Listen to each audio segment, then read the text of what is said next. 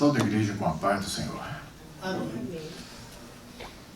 Hoje nós vamos estudar a nossa lição, que é a última do ano. A última lição do ano. Deus determina o ano da remissão. E nosso texto básico é Deuteronômio, capítulo 15, versículos 1 a 23, que cobrem todo o capítulo.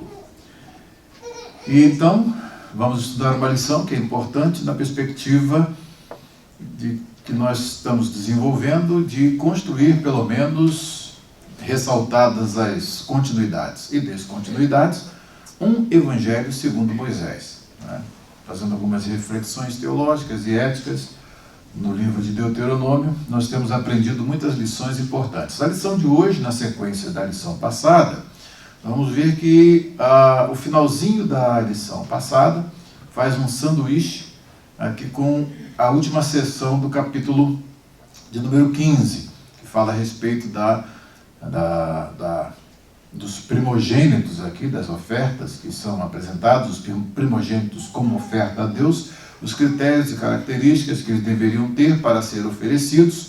E aí, de um modo geral, nós vamos ver que essa parte que está no meio aqui, que fala sobre a generosidade para com os pobres e desafortunados em Israel, ela ocupa um papel muito importante naquele diálogo que nós vimos da estrutura, né, do discurso de Moisés como sendo uma exposição dos mandamentos. E, como nós vimos aqui, esta sessão, aqui que começa no capítulo de número 15, é uma exposição do quarto mandamento, e vai até o 17, versículo 17. Como é que isso é uma exposição do quarto mandamento? E quem, obviamente, vai lembrar para nós o que diz o quarto mandamento?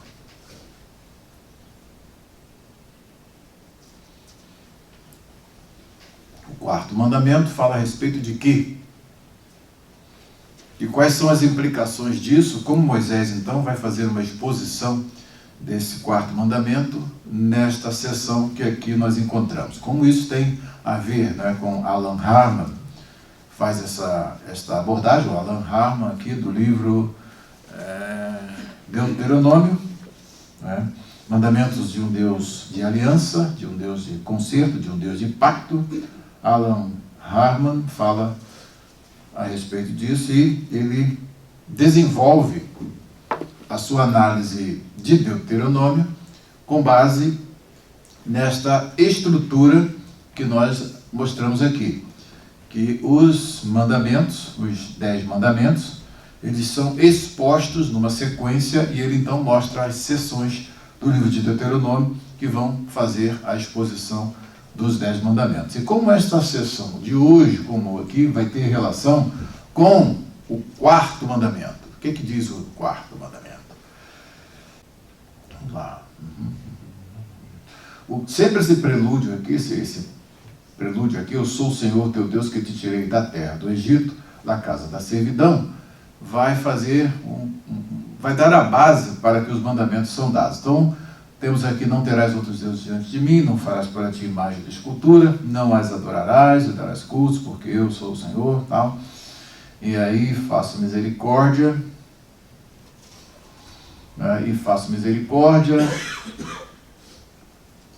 até 1000 gerações daqueles que me amam e guardam os meus mandamentos. Aí, nós vamos ver aqui esta questão do usar de misericórdia, né, que vai estar muito vinculado aqui à obediência, como também nós vamos ter aqui um reflexo, né, um reflexo daquilo que vai ser dado para Israel como uma obrigação legal e como uma obrigação moral. Qual a diferença de uma obrigação legal e de uma obrigação moral? Então nós vamos ver que a questão da obrigação legal é aquilo que é estabelecido por lei que você deve fazer. Então você tem uma obrigação legal. Agora, existem outras obrigações que surgem, e é exatamente o que nós vamos estudar hoje, que são obrigações morais. Você vai ver certas circunstâncias, você vai analisar essas circunstâncias, você não tem a obrigação de solucionar tais problemas, porém, não tem uma obrigação legal, entretanto, moralmente, você não pode ficar alheio ao problema que lhe chega ao encontro. É exatamente a base que nós vamos ver aqui, quando Deus faz com que o povo saia do Egito. O povo sai do Egito e ele sai por uma questão de obrigação legal de Deus.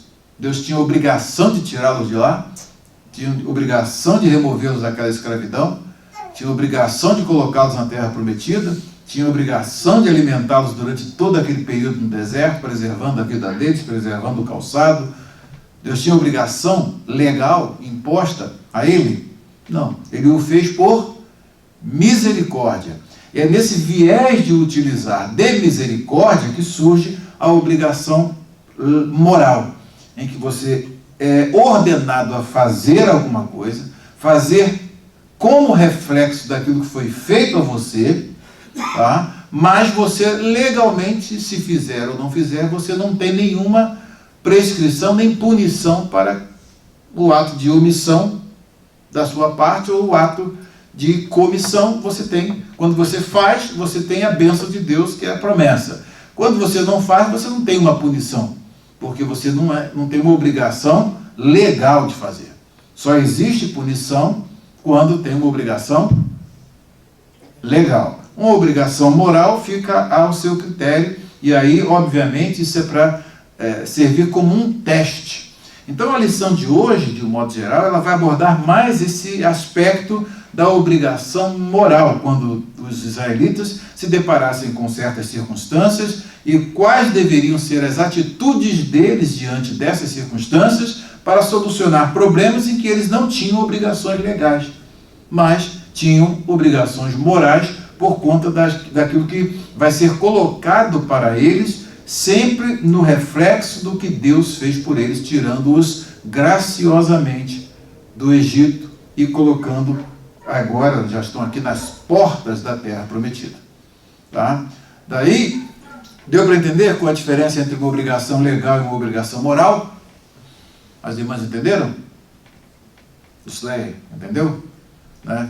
Então você, por exemplo, vê uma pessoa caída na rua, vamos dar um exemplo aí do samaritano. Né? Tem uma pessoa caída lá na rua. Né? O sacerdote passa, olha para aquela pessoa e ele não tem obrigação, né? Ele não tem obrigação legal de parar naquele momento e acudir aquela pessoa. Então ele vai, segue o seu caminho. O levita vem também, passa por aquele moço lá caído à beira do caminho, vai embora, ele não tem nenhuma obrigação legal, algo na lei especificando, quando vês alguém caído na rua, você vai lá e pega. Inclusive tem pessoas que procuram esses detalhes para poder fazer alguma coisa. Se não tiver uma ordem explícita de Deus, um anjo descendo do céu para poder falar com ele alguma coisa, ele não faz. Estou só dando uma ideia do que acontece. E chega uma terceira pessoa, que era considerada o marginal da sociedade, era aquele que era o desprezado pelas classes religiosas. Inclusive, Jesus fez questão de colocar a elite ali passando, que era o sacerdote e agora o levita.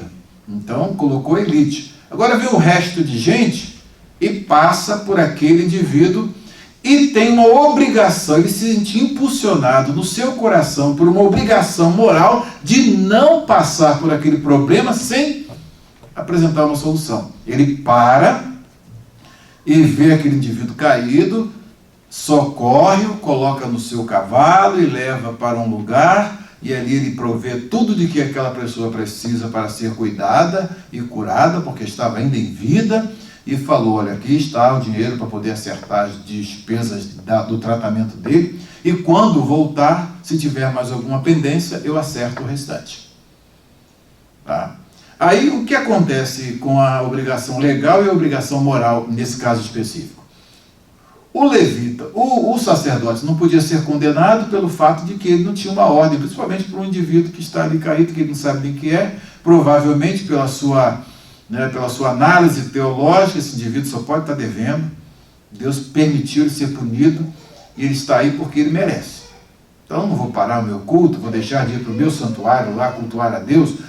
Ele pode estar até morto, então eu vou tocar no morto, eu não vou ficar impedido de ir para o culto. Não, vou embora, melhor passar de largo. O levita, refletindo praticamente da mesma forma, foi embora. O samaritano, sem esse critério, né, desreligiosizado, né, sem esses óculos da religião que só analisa as pessoas pelo fato de elas estarem ou não culpadas e não da necessidade delas, né? Já vem o samaritano e analisa por uma ótica totalmente diferente, olha pela ótica da necessidade. O que essa pessoa precisa? Ele é o meu próximo, então eu preciso cuidar dele, né? E se eu tivesse nessa situação, eu gostaria que todos passassem de largo e me deixassem aqui, né?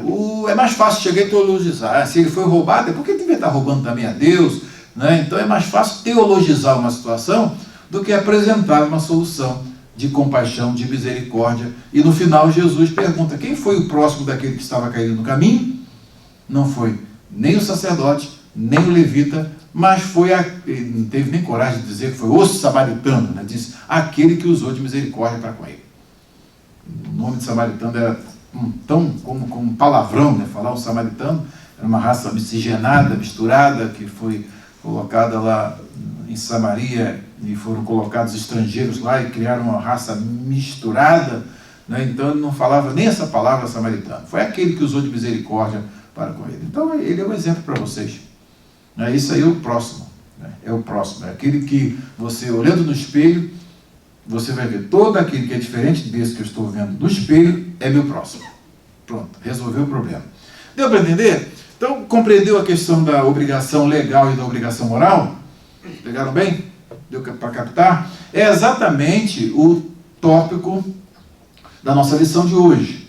Nós vamos ver, de um modo geral, nesse primeiro segmento, que os israelitas deveriam demonstrar seu amor fiel a Javé, sendo generosos para com os desafortunados. Ou seja, como é que se demonstra amor a Deus? Sendo generoso para com o próximo, tá? E principalmente em situação de infortúnio, né? Então esse é o ponto. Porque dizer amar a Deus, né, pastor? Eu amo a Deus. Qualquer pessoa pode dizer eu amo a Deus. E quem é que vai dizer o contrário? Não tem um amorômetro, né, para você, deixa eu medir aí, opa, não acusou aqui não está acusando amor aqui não detectou não, né? Não tem um amorômetro, né? Tem o termômetro, mede a temperatura, mas não tem um amorômetro para medir. Você, eu amo a Deus, qual é o critério? O amorômetro aqui é aquilo que é feito pelos desafortunados, pelos pobres, pelos necessitados nas suas condições de infortúnio. Então, como isso ia refletir, é o que nós vamos aprender hoje. Dívidas deveriam ser perdoadas a cada 7 anos. Vai o primeiro segmento, dos versículos 1 ao 6. Empréstimos deveriam ser generosos à luz da abundante provisão de Javé. Então, o mais afortunado visse o menos afortunado, ia se aproximar dele, né, quando ele fosse solicitado, e procurar fazer com que ele tivesse condições para recomeçar a vida, tá? Recomeçar a vida. E esses empréstimos, segundo nós vimos em outras partes da Escritura, eram empréstimos feitos, que eram chamados empréstimos caritativos, de caridade, né? Que eram empréstimos feitos sem juros, né? Sem nenhum juros incidindo sobre o principal. Então, eles deveriam ser generosos à luz da abundante provisão de Javé. E isso condicionaria aquele que empresta, né, ao modo como Deus está sendo generoso para com ele. Então nós vamos ver que vai ter sempre essa classe mais abastada, que está numa condição mais privilegiada, e aquela menos privilegiada. Para que não haja um desequilíbrio e desigualdade na terra de Israel, qual a função dessas leis aqui? É o objetivo de fazer o quê? Quem está embaixo subir, e quem está em cima vai fazer o outro subir e não vai descer. porque a promessa é de que ele cresça mais ainda.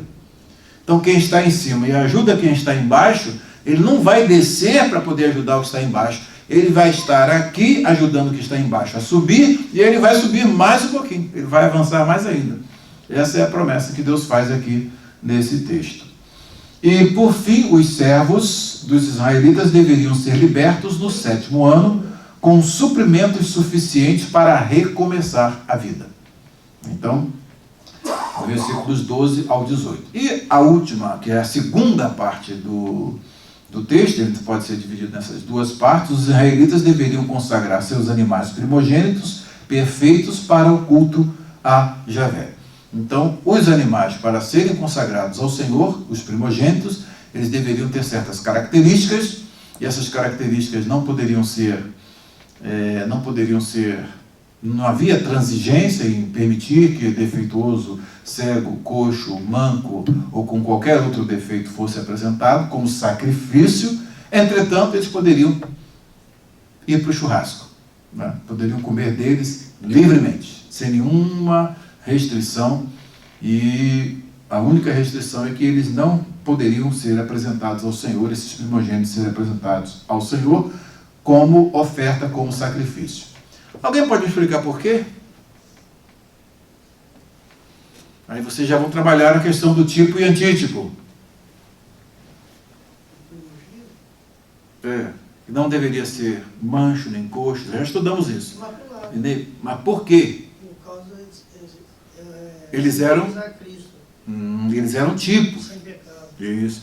Então, eles eram tipo, e eles tipificavam quem? O Cordeiro de Deus, imaculado, perfeito, o sacrifício perfeito, que é Cristo Jesus. Tá? Então, por isso, eles, na relação de tipo e antítipo, quem é o tipo? O primogênito. Quem é o antítipo? O antítipo é o cumprimento do tipo. Nosso Senhor Jesus Cristo no seu sacrifício. É o Cordeiro perfeito, imaculado, que seria imolado pelos nossos pecados. Tá? Então, por isso que esse sacrifício tinha que ter essas características, porque eles estavam representando o último e final sacrifício de nosso Senhor Jesus Cristo. Ok? Com base nisso, nós já temos então um panorama para irmos à nossa primeira pergunta e estudarmos a nossa lição. Então, o ano da remissão. O que Deus mandou, primeira pergunta, o que Deus mandou os israelitas fazerem ao fim de 7 anos? O que cada um deveria fazer ao seu irmão que lhe devesse, e se fosse um estrangeiro? Então aqui nós temos a segmentação da pergunta. Os israelitas tinham uma obrigação a fazer ao fim de 7 anos. Eles deveriam fazer isso ao seu irmão que lhe devesse, e havia um critério para que eles tratassem com um estrangeiro que estivesse numa situação similar, e que nós vamos ver aqui dentro do nosso texto para fazermos a nossa análise. Então vamos nós aqui. O ano da remissão, redimir, aqui libertar, é o ano da libertação das dívidas. No final de cada 7 anos, as dívidas deverão ser canceladas. Então, ao término de 7 anos, as dívidas deveriam ser canceladas. Isso deverá ser feito da seguinte forma. Vamos lá. Todo credor cancelará o empréstimo que fez ao seu próximo. Nenhum israelita exigirá o pagamento do seu próximo ou de seu parente, porque foi proclamado o tempo do Senhor para o cancelamento das dívidas. Então, qual é o objetivo específico desta legislação aqui? Ela tem por qual finalidade? Qual é o intuito? Qual o objetivo, segundo nós lemos aqui? Ninguém infere nada? Nenhuma ideia? Qual é a proposta?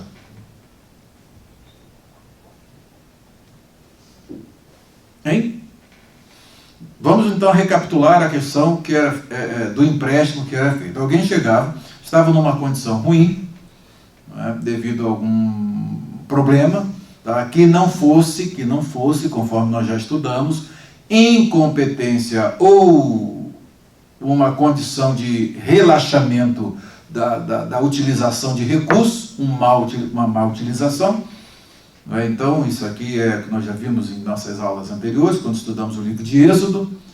Então, ele pediu um empréstimo. Esse empréstimo era feito e ele tinha a obrigação de pagar esse empréstimo num determinado tempo específico. Tá? Quando chegava no tempo da remissão, ou seja, esse pagamento era feito de algumas formas.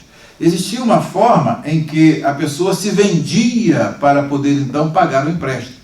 É que nós vamos ver mais embaixo aqui na questão daqueles que se tornavam servos, que se tornavam escravos por conta da dívida. Então, eles tinham uma dívida, ele tinha que pagar, chegavam no tempo que ele combinava ali, tá? Ele não tinha condição de pagar, então ele se vendia para poder pagar aquela dívida. Ele trabalhava por um valor menor de mercado, a fim de que uma parte do que ele trabalhava fosse para o seu patrão e outra parte ele ficava com ela.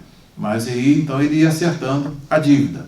Só que isso, para não se estender por um tempo indeterminado e a pessoa ficar o resto da vida devendo, então, quando chegava no tempo específico aqui, marcado, ele tinha a possibilidade de ser beneficiado pelo ano da remissão, em que aquele que emprestou iria cancelar aquela dívida e a pessoa, então, nesse período, teve a oportunidade de lidar com aquele dinheiro e fazer mais dinheiro.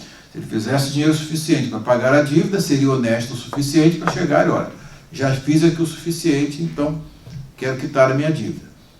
Tá? Observem bem que esta sociedade, ela é uma sociedade que vive, conforme nós vimos, na presença de Deus. Então, tudo que é feito na presença de Deus. Então, não tem vaga aqui para o espertalhão, não tem vaga para o aproveitador, porque era tudo feito na presença de Deus. E quem era o juiz nessas questões todas? Era o próprio Deus. Tá? E era o próprio Deus que iria abençoar a quem foi generoso e também iria punir aquele que fosse querer dar uma desperto, né? Então, tudo isso era feito na presença de Deus. Então, se alguém pedia um empréstimo para poder, por exemplo, movimentar, comprar cabeças de gado e fazer negócios, então ele tinha a obrigação de pagar esse empréstimo. Tá? Ele ia pagar sem juros, tá? Mas se chegasse um determinado momento em que a dívida dele ainda estivesse ativa, né, até nas proximidades do 7º ano, aí o que acontece? Ele estaria combinando aquelas parcelas que ele ia pagando, e chegasse no 7º ano, ele então iria ter a sua dívida perdoada. Tá? Então aí prosseguiria a vida e já se equilibrou e vamos em frente. E aquele que emprestou, ele tem, conforme nós vamos ver aqui no texto, a bênção de Deus sobre ele, que por conta do ato de generosidade para aquele que estava em necessidade, Deus promete abençoá-lo. Né? Então tudo aqui vai girar em torno de quê? Da fidelidade, né, das negociações, como também vai estar aqui vinculado à questão da disposição do coração para agir moralmente, né, e não de um modo legal.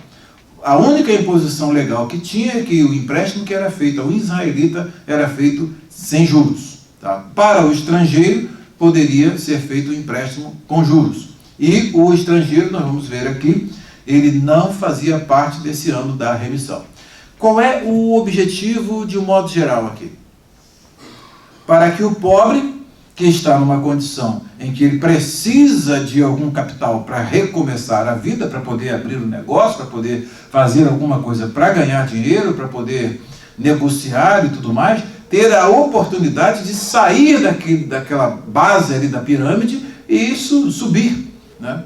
E para avançar, para poder não haver entre eles o quê? Pobres e necessidades ou desigualdades. Tá? Então, aí, isso aí evita uma série de problemas, né? Inclusive a questão do furto, do roubo, tudo isso é eliminado na base. Só que nós temos aqui, nós vamos ver mais à frente que vocês poderão exigir pagamento do estrangeiro, mas terão que cancelar a dívida de seus irmãos israelitas.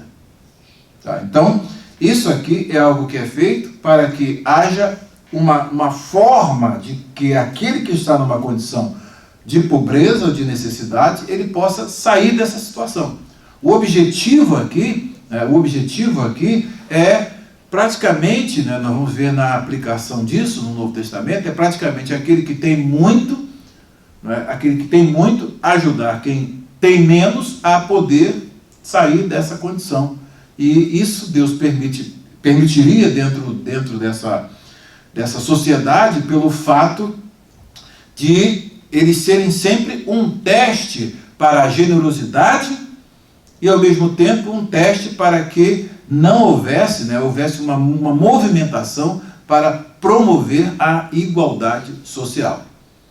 Então Israel seria uma nação em que internamente eles não teriam necessitados e externamente ainda eles teriam ativos que possibilitariam eles emprestarem às outras nações. Tá? Então esse é o ideal. Tá? Existe o ideal e existe o real. Vamos aqui então à segunda pergunta, para nós caminharmos aqui na nossa argumentação. O que não haveria entre os israelitas? Condição: se eles guardassem os mandamentos, tá? Ou esses mandamentos inclusive aqui específicos, e os que eles fariam às outras nações e elas não lhes fariam. Agora vocês vão observar aqui os versículos 4 a 6. Assim, não deverá haver pobre algum no meio de vocês, pois na terra que o Senhor, o seu Deus, lhes está dando como herança para que dela tomem posse, ele os abençoará ricamente. Então, o que acontece? Nem todos, né, que entrassem na terra prometida, que entrariam na terra prometida, estariam numa condição de topo de pirâmide. Nem todos eles estariam na condição de abastados. Né? Mas esses que estão abastados, eles teriam, da parte de Deus, por conta da bênção e da generosidade de Deus para com eles teriam a obrigação, não legal, mas moral, de cuidar daqueles que estivessem em condição de pobreza ou de necessidade. Tá? Isso aqui é um aspecto muito importante. E Deus aqui está também prometendo que eles estariam nesta terra prometida como alvos da sua bênção. Tá? Como alvos da sua bênção. Agora, quando ele diz que não deverá haver pobre algum no meio de vocês, em que condição?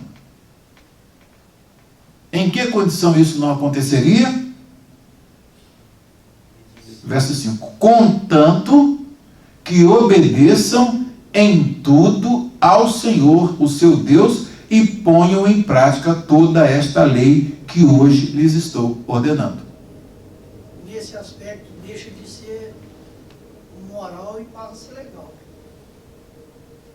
Sim, agora tem um aspecto legal. Eles têm a obrigação passa a ser um ordenado de fazer isso. Mas eles quem? Israel. Está recebendo ou que está? Não, o que está numa condição de bênção. E o outro, quando chegar nessa condição, de abençoar o de baixo. É porque Israel, na realidade, você vê que até hoje eles praticam isso. Né? Até hoje eles praticam isso. Você vê quando eles vêm de fora para cá, para os Estados Unidos, eles já encontram aqui toda uma infraestrutura que os ajuda a prosseguir, a crescer. Né? Eles compram casas sempre próximo das sinagogas. Já viu ali aquela sinagoga que tem ali na Rome? Né? As casas ali praticamente na Elgon Avenue ali, né? Nas proximidades, praticamente são todas dos judeus. Né? E quando vêm para cá, eles já vêm e já encontram uma base para poder começar a vida. E isso não só aqui, mas em todos os lugares onde estão os judeus, é sempre assim. Eles são uma irmandade em que o que está numa condição melhor vai dar suporte àquele que está começando. Né? Que nem nós aqui, né? Falando que nem nós aqui, né? Como nós aqui. E os estrangeiros sempre priorizam os judeus. Entre o estrangeiro e o judeu, eles priorizam os judeus. É sempre assim. Os indianos também fazem a mesma coisa. Eles são sempre assim. Ou seja, de um modo geral, o que nós percebemos dessa legislação? É que ela tem alguma aplicação, uma aplicabilidade hoje? Ela é importante para o convívio hoje, de certa forma? É muito, muito, muito importante. Tá? E vejam bem, mas eles tinham agora essa obrigação de colocar em prática essa lei que o Senhor está dando. Pois o Senhor, o seu Deus, os abençoará conforme prometeu, e vocês emprestarão a muitas nações, mas nenhuma tomarão emprestado. Ou seja, Deus está prometendo, se vocês trabalharem assim, internamente vocês serão modelo, porque não haverá nenhum necessitado, se vocês fizerem o que eu estou dizendo. Segue o meu conselho. E não somente isso, vocês terão ativos suficientes para suprir o interno, a vida interna, em sociedade, e ainda emprestar a outras nações. E, ao mesmo tempo, em nenhuma hipótese pedir emprestado delas. Promessa cumprida. São o povo mais rico da terra. Até hoje, nesse ponto aí, não dá para competir com ele, não. Os judeus hoje, até hoje, eles são assim. Você vê que são um povo próspero, em todo lugar. Esse foi um grande problema na época da Segunda Guerra Mundial, né? Entre a Primeira e Segunda Guerra Mundial, a perseguição dos judeus, é porque em todas as posições sociais os judeus estavam por cima. Nas universidades, os professores das universidades, médicos, comerciantes, então, na Alemanha, eles dominavam tudo. Então, foi esse problema do nacionalismo que fez com que eles fossem perseguidos duramente, como foram na Alemanha na época do nazismo. Tá? Mas o que vocês observem aqui, que a promessa de Deus e a bênção de Deus está sobre eles no sentido de eles praticarem isso. Tá? E eles, crescendo, estão numa posição, estariam aqui, nesse caso aqui, entrando na terra prometida, estariam numa posição de emprestar às outras nações e não precisar nem de pegar emprestado. Ou seja, eles seriam um modelo de vida interno, isso é o ideal, tá? E externamente falando. Mas é uma maquete impecável. Para quê? Não tem erro, não tem falha. Mas o cara monta uma sociedade com o outro. E ele... O difícil é montar uma sociedade com o outro, que um é mais esperto. Aí fica aquele provérbio que eu disse: o que é meu, o que é teu é meu, o que é nosso é meu. Eu ainda brincava, chamava esse cara de judeu, não chama lá não. Judeu é bonzinho. Então, aqui, vocês observem bem, vocês dominarão muitas nações, mas por nenhuma serão dominados. Olha a promessa deles aqui, estão ainda para entrar na terra prometida. Olha a promessa de Deus para eles. Então nós temos aqui o funcionamento ideal. Temos as leis, temos os princípios, temos as bases morais e legais pelas quais, né, esta estrutura vai entrar em funcionamento e vai chegar a esse nível de eles terem superávit para emprestar e não precisar de tomar emprestado.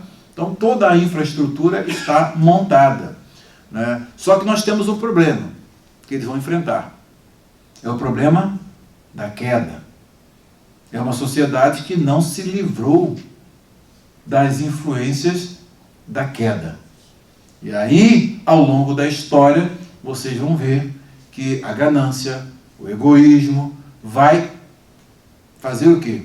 Fazer com que essas leis não funcionem. Na época de Jeremias, houve uma época em que Jeremias teve que repreender. Né? Repreender, deixa eu ver se eu acho aqui a referência. Jeremias, aqui. Na época de Jeremias, houve um problema seríssimo em que eles libertaram os escravos, depois fizeram os escravos voltarem para ser escravos novamente. Sério? E deixa eu ver se eu acho aqui a referência aqui. Jeremias 34.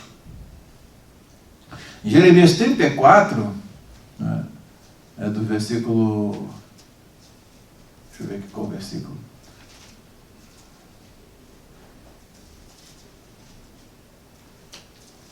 Ok, não. Jeremias 34, do versículo 8 ao 22, aqui, vai só para vocês terem uma ideia do que aconteceu. Diz aqui, palavra que do Senhor veio a Jeremias depois que o rei Zedequias fez aliança com todo o povo de Jerusalém para lhes apregoar liberdade. E cada um despedisse forro seu servo e cada um a sua serva, hebreu ou hebreia, de maneira que ninguém retivesse como escravos hebreus seus irmãos. Todos os príncipes e todo o povo que haviam entrado em aliança obedeceram, despedindo forro cada um o seu servo e cada um a sua serva, de maneira que já não os retiveram como escravos, obedeceram e os despediram. Mas depois se arrependeram e fizeram voltar os servos e as servas que haviam despedido forros e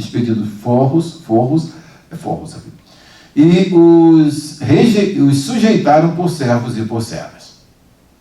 Então, vocês observam bem aqui, com o que eles estão lidando aqui? Com a questão da queda. Então, o que é dado para funcionar de um modo ideal, acaba encontrando entraves pelo fato de eles serem uma sociedade que está em queda, e ela está, então, sujeita ao egoísmo, à ganância, e aí, nessas ações generosas que são feitas por conta, né, de uma determinação legal, o rei manda que isso fosse feito, foi combinado, e daqui a pouco eles, poxa vida, mas é a mão de obra que a gente tinha aqui mais barata, mas... Né, então, volta para cá de novo. E mandaram os servos e a serva voltarem. Né, fizeram a alforria e depois cancelaram a alforria. Né? Então, vocês vão observar que ao longo da história, o que é ideal, né, deixa de funcionar pelo fato de haver a queda. Tá? Depois a gente acaba de ler essa sessão, quando a gente chegar no texto propriamente dito. Está dando para entender? Então, as determinações que são dadas por Deus aqui, elas são determinações que vão fazer com que essa sociedade, se eles observassem o que Deus ordenou, iriam funcionar de um modo ideal e toda a necessidade interna seria suprida, e aí então todos passariam a ser o quê? Exportadores, e estariam comercializando com as outras nações na posição de dominadores e nunca de dominados, de aqueles que seriam os credores e nunca os que estariam em posição de pegar emprestado. Claro até aí? Alguma pergunta ou observação? Não? Vamos à próxima pergunta, então. A terceira pergunta. O que o Senhor mandou cada israelita fazer se tivesse algum vizinho pobre e necessitado? E o que esse deveria e o que não deveria fazer? Versículos 7 a 8. Vejam bem aqui. Se houver algum israelita pobre, então lá em cima diz que não deverá haver pobre. Ok? Agora, obviamente, que esse não está eliminando a possibilidade de haver, porque senão não daria um mandamento para poder, nem a instrução para poder resolver esse problema. Agora que quando acontecer de se ver o pobre, então quais são as ações que devem ser feitas para amenizar essa situação? Se houver algum israelita pobre em qualquer das cidades da terra que o Senhor, o seu Deus, lhes está dando, não endureçam o coração, nem fechem a mão para com o seu irmão pobre. Então, o que acontece? Qual é o contraste que está sendo pintado aqui? Está sendo pintado o versículo anterior fala da questão da prosperidade, da bênção e tudo mais. De repente, tem aquele que está numa situação de necessidade. Aí o que acontece? O que está numa situação de necessidade está dependendo de quem, nesse caso específico, para ele sair dessa situação? Daquele que está em uma condição melhor. Tá? Numa condição melhor. Mas, como se diferencia a obrigação legal da moral? Aqui nesse caso específico. O que pode impedir que a lei funcione está dito aqui. se contemplar, se houver algum israelita pobre em qualquer das cidades da terra que o Senhor, o seu Deus, lhes está dando, olha para onde ele vai. Não endureçam o coração, nem fechem a mão para com o seu irmão pobre. Ou seja, o que vai condicionar a ajuda ou o apoio àquela pessoa em necessidade? O coração. Se o coração não for endurecido e a mão não for fechada, então o pobre será socorrido. Tá? Mas se o coração teologizar a situação, não, esse sujeito está pobre porque ele deve estar na maldição de Deus. Isso aí só pode ser numa terra próspera como essa. Como é que um indivíduo está numa condição dessa? Né? É melhor teologizar do que ir para uma ação positiva e resolver o problema. Não é assim, João? A facilidade aqui, né? O que Deus está fazendo? Deus está prevendo exatamente o que poderia acontecer e o que iria acontecer. Tá? E aí, bem, então se não é para fechar o coração nem a mão, o que se deveria fazer? Ao contrário, tenham mão aberta e emprestem-lhe liberalmente o que ele precisar. Ou seja, o que você precisa para sair dessa situação? Como é que vai ser? Então, vê o problema, equaciona o problema, eu tenho condição de resolver, então, toma aí, vai lá. Segue resolve o seu problema. Entre empréstimo e doar. Doar já é algo mais à frente. Aqui era resolvido na base do empréstimo. É aquela história, ajudar o cara a andar. Mas ele tinha a obrigação de pagar o empréstimo. Uma responsabilidade. Uma responsabilidade, porque ele poderia estar numa condição de pobreza. Aquele, por exemplo, digamos, é o que pega o empréstimo, aí daqui a pouco chega no 7º ano é perdoado, no próximo ele vai lá e pede de novo. Aí, opa, pera lá. Então aí já não tem que ter responsabilidade. Exatamente por conta da responsabilidade, ele pegava o empréstimo, mas já tinha as parcelas para ele ir pagando, até o ano da remissão.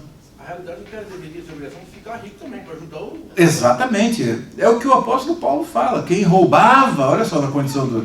Não roube mais, mas antes trabalhe para que com as mãos faça o que seja necessário para ele suprir e para ajudar o que estiver em necessidade. Mas o que estiver em necessidade, ele precisa ser ajudado ao ponto de sair daquela situação e prosseguir para ajudar outro. Essa é a lei, essa é a dinâmica. E não ficar encostado. Né? Hein? Que lição. E não ficar encostado. Não, isso é importante, gente. É importante, por quê? Porque numa sociedade dessa aqui, não justifica ninguém estar numa miséria por conta da possibilidade que se tem. Se tem alguém lá que está numa condição boa, trabalhou, administrou com correção, foi fiel em atender as demandas do sacerdócio, levando os dízimos de tudo que ele tinha para os levitas, para sustentar, né, toda aquela estrutura que Deus montou ali, da adoração. Então, o que acontece? Esse outro deveria olhar isso, então, como é que eu fiz? Opa, foi assim, assim, assim, e fazer também para poder ele ser uma pessoa próspera. E a maior responsabilidade é a fidelidade a Deus. A fidelidade a Deus. Porque, ou seja, o cara sendo fiel a Deus, a promessa é para todos. A promessa é para todos. Exatamente. Que não adianta ajudar um infiel, que ele é um consumo só. Né? Ele simplesmente vai deteriorar aquilo que se empresta. Entendeu? Aí não adianta nada. Você empresta uma pessoa irresponsável, ele vai e gasta aquilo que você emprestou, e aí então não resolveu o problema. Criou mais um problema. O que vocês estão rindo? Essa lição... Não, essa lição, gente, eu estou falando que ela é bem atual, ela é importante. Ela é muito, muito importante. Né? Ela é muito importante pelo fato de ela ser... Quando a gente fala o Evangelho segundo Moisés, nós temos, obviamente, implicações mais sérias no Novo Testamento. Mas do ponto de vista do funcionamento da lei aqui dentro daquela terra ali, isso aqui tem tudo para poder fazer uma sociedade ideal. Então, uma sociedade humana que segue isso daqui, ela tem tudo para ser uma sociedade ideal. Hoje em dia, se for aplicado os critérios assim, tem tudo para ser uma sociedade sob a bênção de Deus. Porque aqui a promessa de toda a prosperidade Não é na gestão econômica, não é na capacidade, é a bênção do Senhor, que seria abundante, abençoaria a terra, daria a colheita no tempo certo, abençoaria a semente plantada, tudo aqui o gado nascer com perfeição, não é? E tudo prosperar, pecuária, agricultura. Não é? Então, o que acontece? Nós vamos perceber que é uma sociedade que tem tudo para funcionar bem, se seguir a regra que o Senhor aqui estabeleceu. Então, é importante que esses critérios que eram usados, né, eram critérios muito sérios, porque levavam a responsabilidade daquele que pegava alguma coisa emprestada com o seu próximo. Ele tinha que ter responsabilidade. E hoje também é a mesma coisa. Deus falou para nós a mesmíssima coisa. Quando se pega alguma coisa emprestada, o que você tem que fazer? Devolver aquilo que pegou emprestado. Tá? E é interessante que tem uma profecia que o Senhor falou que tinha caloteiro na obra. Caloteiro. E outra coisa, caloteiro que teve coragem de dar calote no vaso, no Ananias. Eu falei, está condenado até a terceira e quarta geração, pelo amor de Deus. Quando eu li isso, eu falei, que é isso? Ter coragem de dar a volta do irmão Ananias, esse sujeito nem é 171, tem que arrumar um código específico para ele. É 271. O problema não é para quem é emprestado, é para que se pega. Para quê? Exatamente. Qual é o objetivo? Qual é a finalidade? Entendeu? Porque quando se presta alguma coisa, a pessoa vai abrir um negócio. Tá, ok. Então vai lá, pega o emprestado. Tem a responsabilidade de pagar. Pagar a dívida. Isso aí não tem. E a grande questão é como aquele que recebe o empréstimo vai utilizar aquilo. Ele tem que ter competência administrativa, porque senão... Primeiro, antes da competência administrativa, ele tem que ter fidelidade. Porque não adianta, se ele pega aquilo, vai fazer um negócio, mas começa a ser infiel, vai ser abençoado? Em hipótese alguma, não vai crescer, não vai progredir. Tá? E então isso é importante, que também vai mostrar o outro lado, né, de não ser uma carga, não ser um peso na sociedade. O que a proposta dessa lei é ajudar que alguém saia daquela situação para não ser uma carga para a sociedade. Ele tem que ser um elemento produtivo para toda a sociedade crescer. Para a sociedade israelita crescer e ser um modelo para todas as nações. Então isso é muito importante, né? Porque existe a síndrome do coitadinho, né? A síndrome do coitadinho, que eu não posso, o Senhor falou, todos podem. Não tem essa história de não pode, né? Todos podem. Agora a questão é fidelidade, em primeiro lugar, e competência administrativa. Porque do contrário, complica a situação. E aí então vai chegando o ano da remissão. Poxa, faltam 5 meses aí para o ano da remissão. Aí olha só a situação que é pintada aqui de um quadro hipotético. A próxima pergunta. O que os israelitas não deveriam deixar de fazer ao seu irmão pobre por estar se aproximando o ano da remissão? E o que sempre haveria entre eles? Aí, veja, o versículo 9 nos diz, cuidado, que nenhum de vocês alimente esse pensamento ímpio, ou seja, lá no texto é a palavra de Belial, né? Aqui o versículo, né?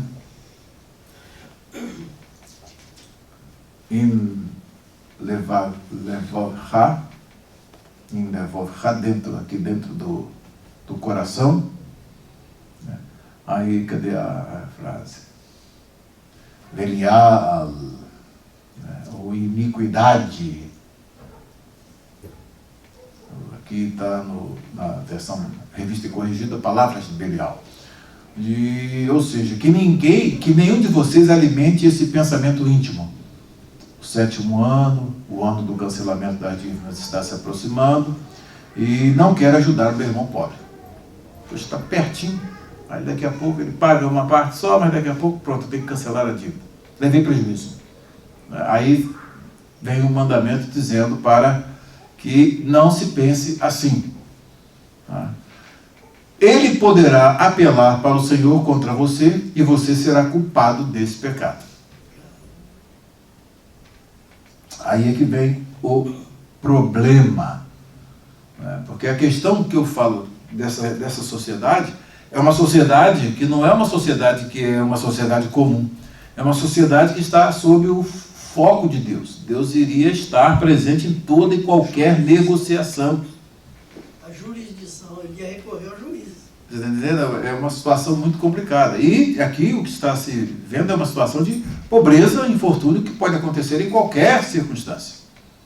Então, quando chegasse essa situação de alguém que está numa situação de pobreza, está aproximando o ano da remissão, tem 2 anos aí para o ano da remissão, e aí a pessoa chega lá e, né, solicita o empréstimo, e aí, não, vou emprestar você agora, daqui a pouco eu tenho que perdoar essa dívida. Então, esse é dinheiro jogado fora, é dinheiro perdido, né? E aí, o que diz o texto? Dele generosamente, sem relutância, onde? De novo, ó, no coração. Então, vocês observam bem aqui que essas leis, elas têm tudo para funcionar do ponto de vista moral, ou seja, algo que vai apelar para a interioridade de cada um, em olhar a situação, mas ter um coração ou duro ou suscetível para que possa solucionar. Ou seja, para focar em quê aqui? O que o israelita deveria focar? Na necessidade. Não vai teologizar causas, mas vai procurar solucionar a necessidade. Focou na necessidade, deixa o resto com Deus, que aí o Senhor vai prometer. Olha só. Pois por isso o Senhor, o seu Deus, o abençoará em todo o seu trabalho e em tudo que você fizer. Essa nação tem que viver por fé? Quando fala é lei, né, todos aqueles que ficam, né, com aquela história do é lei. Essa nação tem que viver por fé? Sim. Pura fé, gente. Tem de ter fé. Está chegando ali o ano da remissão, surge uma necessidade, então essa necessidade chega nos ouvidos desse que está em condição, do israelita que está em boa condição, aí ele tem que dispor daquilo que é dele, que ele trabalhou, que ele conseguiu, mas conseguiu por quê? Porque foi abençoado pelo Senhor para poder suprir aquele que está em necessidade. Então ele tem de ter o quê? Fé e ter uma relação com Deus muito boa para poder desfrutar dessa promessa aqui.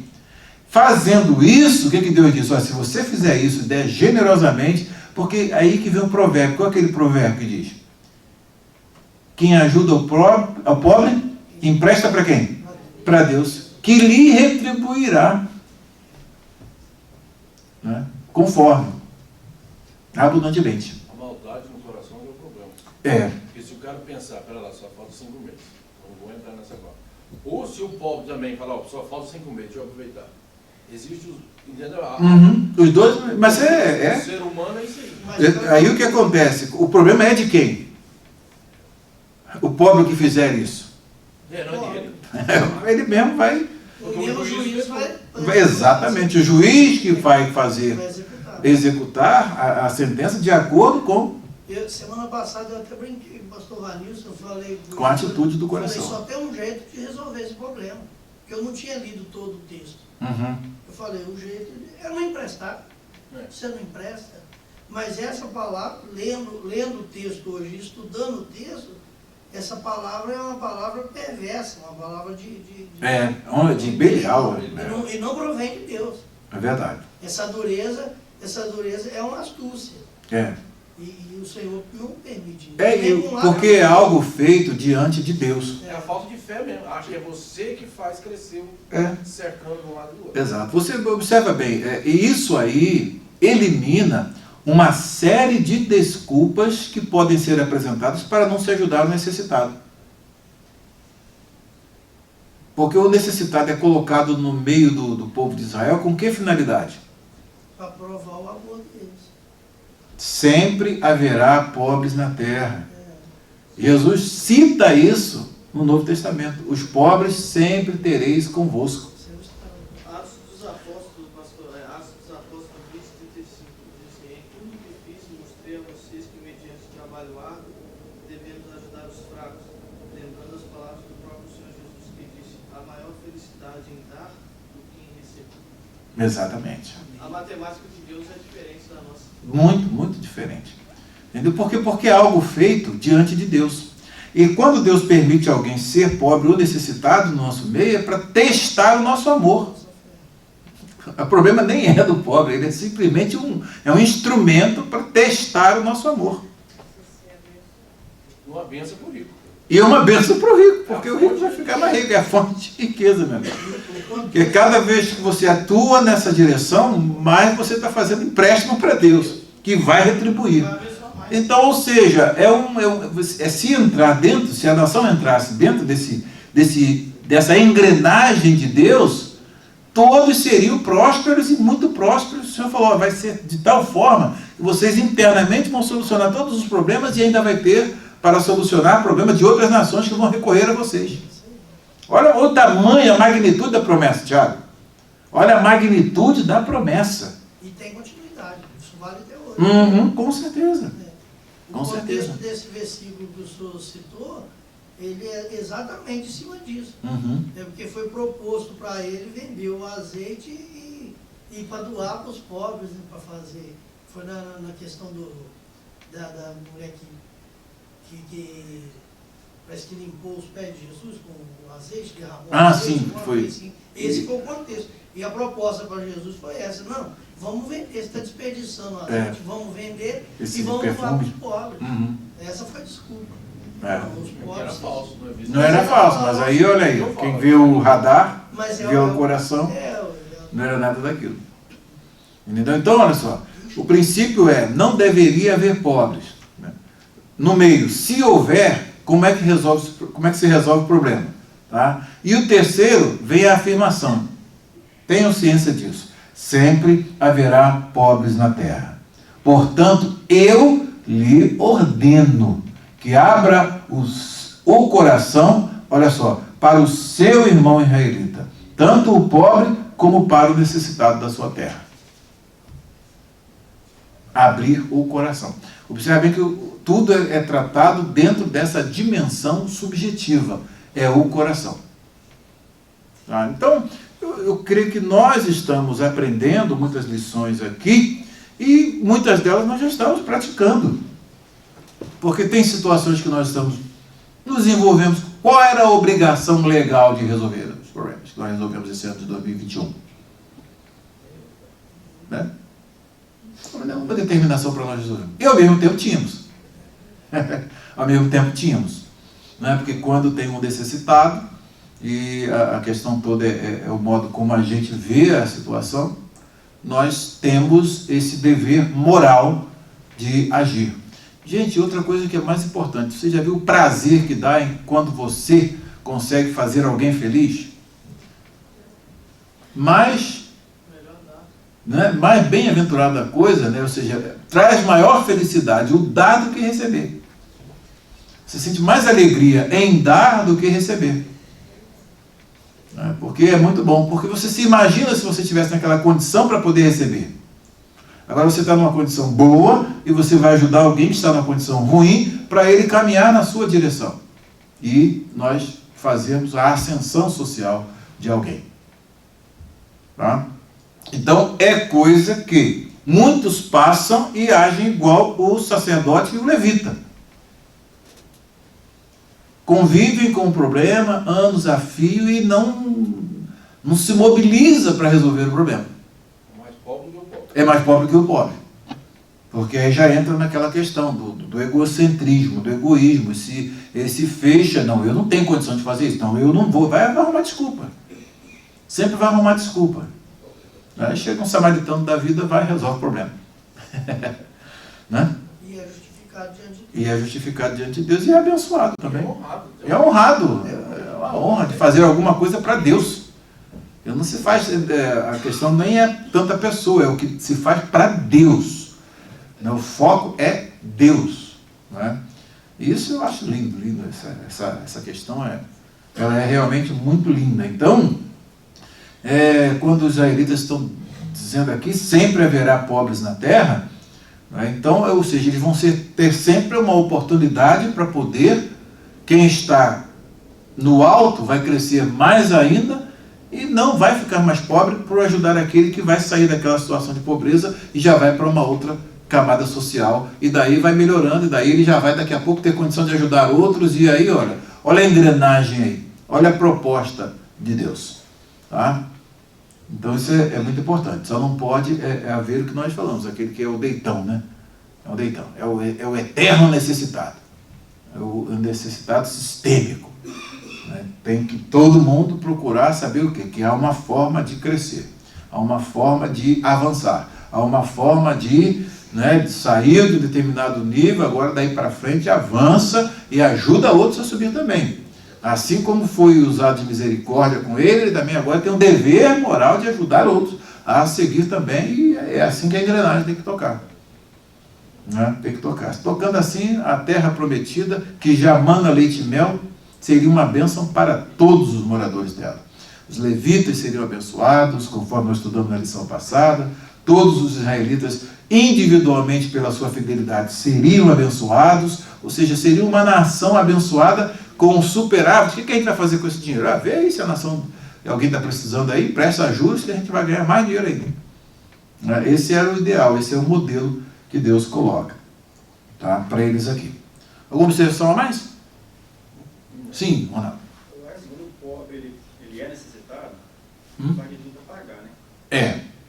E o cara que empresta o dinheiro, quando ele vê que o pobre não dá conta de pagar, o coração dele se comove de não cobrar. Mas o que acontece às vezes, hoje em dia, é o cara rico que quer pedir emprestado e ser caloteiro, e não pagar. Aí é complicado. Não é o pobre. Não. Pobre é uma coisa, que o conceito de pobre é o desafortunado mesmo. Que você vê que, do ponto de vista social, ele está numa condição em que realmente ele depende, ele é o necessitado, ele depende de uma ajuda para poder sair daquela situação de pobreza, onde falta o básico, onde falta o necessário. Não é uma questão em que está numa posição que não é de pobre, e aí é totalmente diferente, aí já é negócios à parte. Não entra nem na pauta. Não entra nem na pauta. Na realidade, mas é a sinceridade do coração. Né? Também vale isso. Se o cara for lidar com isso aí como estratégia, maldade, não vai resolver nada. Não vai, ele vai continuar. Ele vai ser pior para ele. Vai ser pior. De ambas as partes. De ambas as partes, vai ser pior. O propósito de Deus é você sentir no coração o desejo do outro ser igual. Fazer alguma coisa. Agora não é. Por exemplo, rico com rico, aí já passou do lado do business, negócio. Exato. Não é necessidade. Não é necessidade. Aqui, é opção. Aqui está falando de situação de necessidade, de pobreza. É onde há falta que precisa ser suprida. Não tem o alimento, não tem a roupa, não tem uma situação, uma condição de moradia. Um começo, uma escada, para dar o primeiro... Para dar o primeiro passo. Não é? Então, resgatar daquela situação está muito baixa para poder colocar pelo menos no normal. Onde a gente vê isso hoje, apesar de não ser realidade, a mentalidade da esquerda e da direita. A gente ouve isso, vê muito essa, na teoria, é tentar ajudar o cara a crescer e não tratar do cara... se alimentar da necessidade, da condição de necessidade. Nesse exemplo do Ronaldo, em que uma das partes foi enganada, isso não vai, eu acredito que não vai impedir a bênção de Deus sobre ele. Não vai impedir a bênção do que emprestou, mas o outro vai entrar na qualidade de caloteiro. E talvez vai ficar até mais pobre. Não, com certeza, não vai ser abençoado. Mas quando você empresta para rico, você não tem benefício de Deus. Porque você não está ajudando ninguém. Não está ajudando. Você está também fazendo um negócio. Eu sei, responsabilidade sua, acabou. Não tem Deus nessa história aí para ser. Não tem retorno. Ficar mais rico. Exatamente. Então, é muito importante que quando a gente vê esses princípios sendo analisados, como eles podem, de certa forma, nos orientar hoje, no modo como nós podemos ajudar a quem necessitar. Se a gente colocasse essa cultura desde criança no nosso meio, era para ser aprendido no beabau. No beabau. Na nossa turma seria importante. E o cara, quando ele vai estar no primeiro degrau e arranca o degrau, você não subir. Tu arranca uns 2 ou 3, aí você tem que pular, é mais difícil. Aí é Belial, meu. É filho de Belial. Só que você leva o pé e chuta o degrau. Aí ele está agindo como filho de Belial. Né, Tiago? Belial purinho. Ok, deu para pegar bem essa sessão? Vamos para a próxima aqui. Hein? Ainda não. Não, o assunto é bom. É bom. O tópico é muito importante, é produtivo. Né? O tópico é produtivo. O que faz diferença entre a gente, não é lá, agora começando um assunto sério, a gente brinca e tudo, mas o que faz diferença não é o que você acredita, é o que você põe em prática. Isso é que faz a diferença.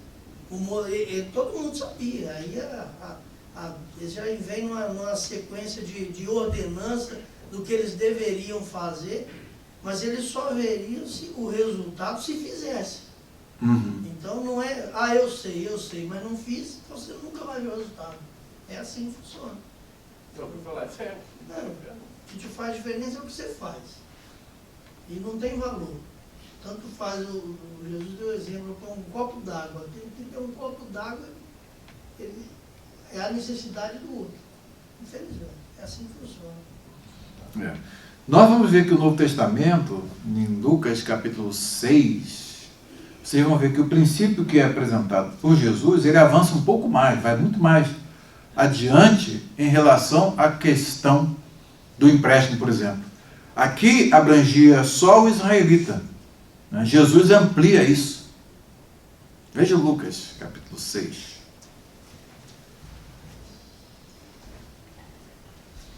Lucas capítulo 6. Aí.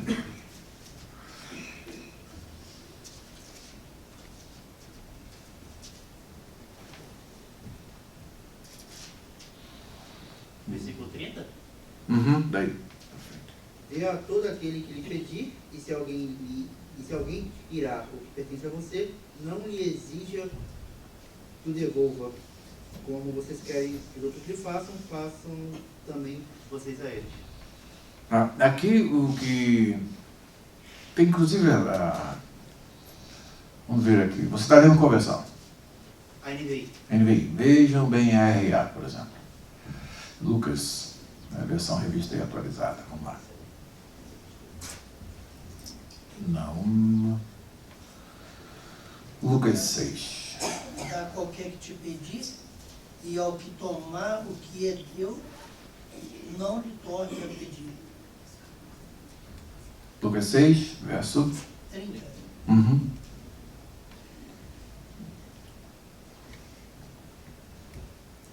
lá, cheguei aqui. Vingança. Ok, vamos ao próximo. Ok. Pode ser? Prosseguindo aqui. E como vós quereis que vos façam os homens, da mesma maneira lhe façais vós também. Pois se amardes aos que vos amam, que recompensa tereis? Também os pecadores amam os que os amam. E se fizerdes bem aos que vos fazem bem, que recompensa tereis? Também os pecadores fazem o mesmo. E se emprestardes àqueles de quem esperares tornar a receber, que recompensa tereis? Também os pecadores emprestam aos pecadores para tornar a receber outro tanto. 35. Amai, pois, a vossos inimigos e fazei o bem, e emprestais sem nada esperardes. Promessa. Será grande o vosso galardão, e sereis filhos do Altíssimo, porque Ele é benigno até para com os ingratos e maus. Sede, pois, misericordiosos, como também o vosso Pai é misericordioso. Tudo vai cair lá na última cláusula do mandamento. É a misericórdia. Tá? Então, olha como Jesus amplia isso, como ele remodela esse mandamento. Agora, até a questão do empréstimo, ele coloca aqui como amai, porém, os vossos inimigos. Não diz nem os inimigos, fazei o bem e emprestai, sem esperar nenhuma paga. Hein? Aí, Faete, aí não, né, Faete? Não, mas é um incentivo a você investir, é um investimento. Está aqui o resultado. Se você não fizer, mas se você fizer igual o ímpio faz, e aí o que você fez? Mesma coisa. Você tem que fazer algo diferente. Tem que ir além. E será grande o vosso galardão. E outra coisa, olha a promessa, será grande o vosso galardão Aí vocês observam bem que é algo que não apenas está restrito a essa terra, mas já tem fruto lá no cômputo do banco celestial. Não é? Será grande o vosso galardão e sereis filhos do Altíssimo. Ou seja, vai identificar você com Deus. Por quê? Porque há quantos Deus está aí, esses séculos afora, emprestando e dando, sem nada receber? É o oxigênio que a gente respira, quanto a gente paga por ele? Né? Vamos botar aí. É a teologia dos espíritas, que a caridade, eles também doam. Eles também vão atrás dos necessitados. Foi o que o texto diz. Eles também fazem a mesma coisa.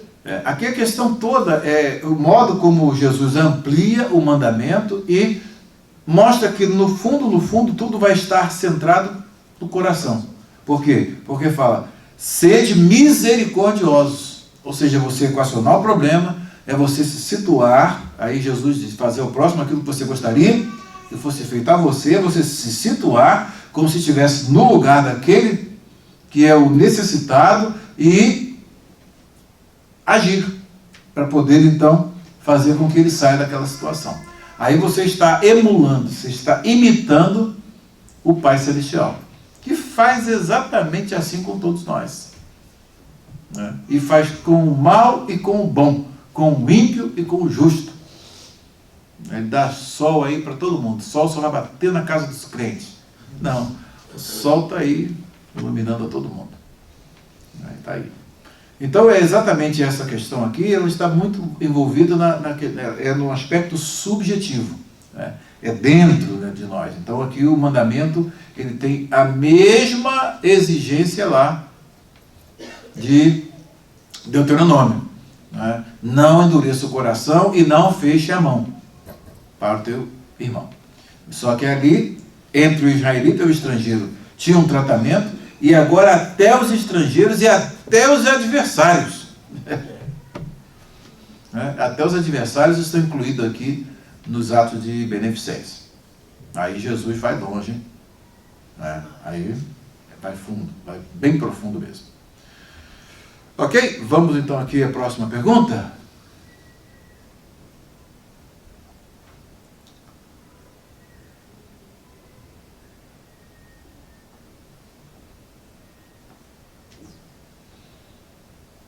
Nós estávamos em Deuteronômio 12, 8.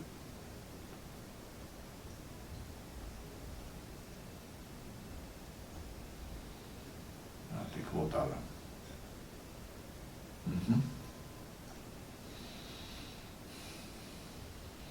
A libertação dos escravos.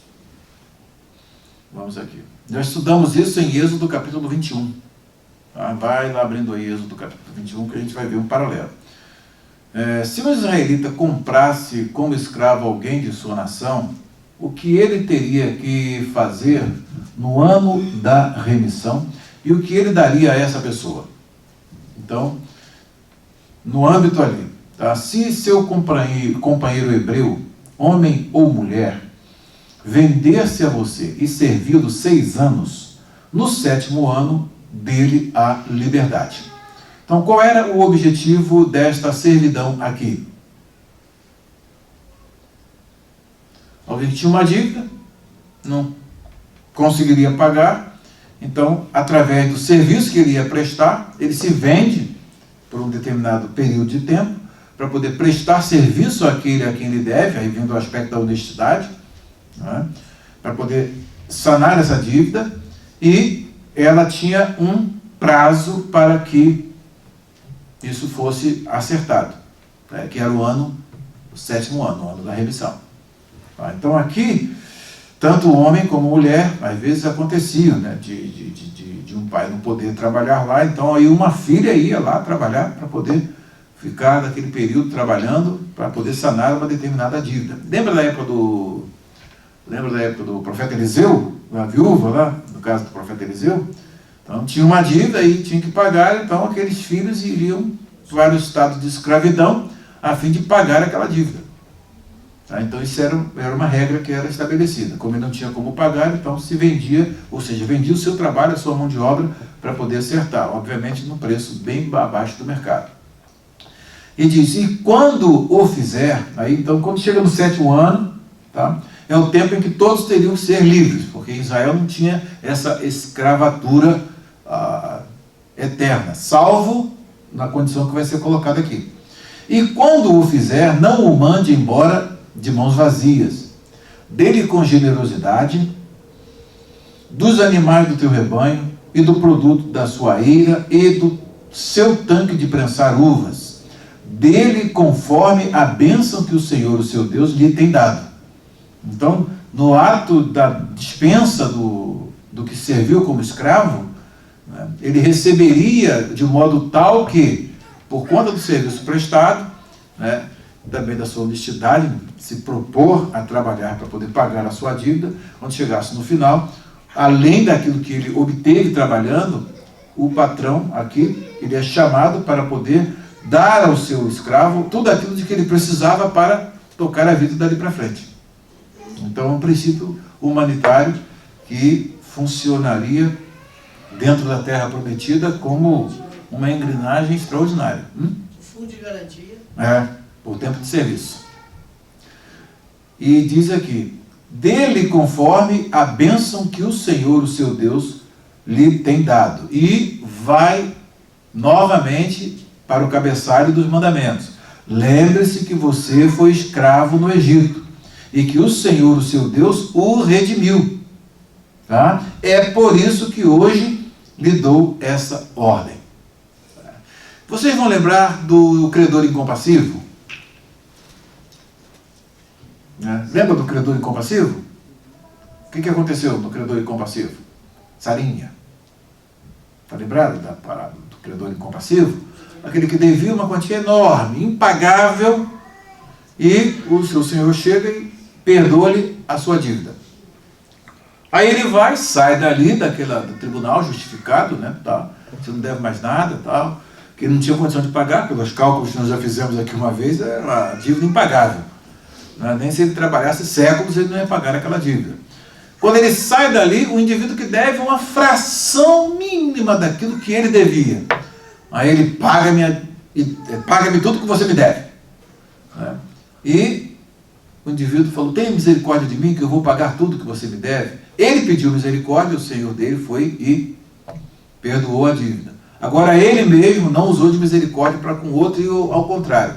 E, não somente o perdoou, de uma dívida bem infinitamente menor do que aquela que ele devia, mas também o pôs na cadeia.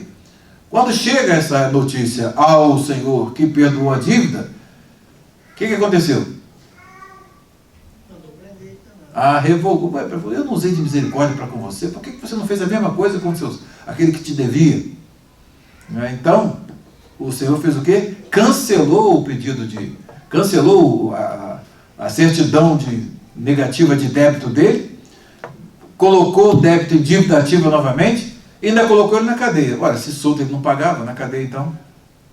Aí qual é a conclusão ali do versículo, a moral da história? Assim também fará o vosso Pai Celestial, se do coração não perdoardes aos devedores, aqueles que te devem. Perdoa as nossas ofensas. Assim é a oração do Pai Nosso. Perdoa-nos as nossas dívidas, assim como nós perdoamos os nossos devedores. Então, tem toda uma ligação, né?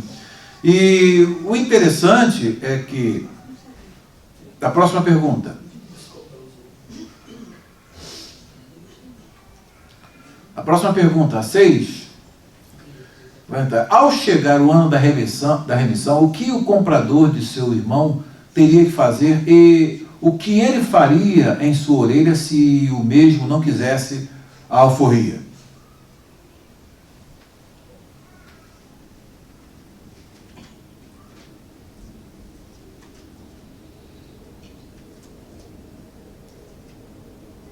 Hein? Êxodo 21, já acharam aí?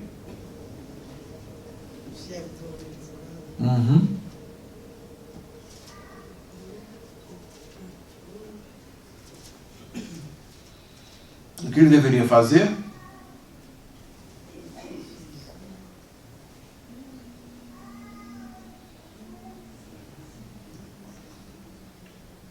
Hein? Acharam aí?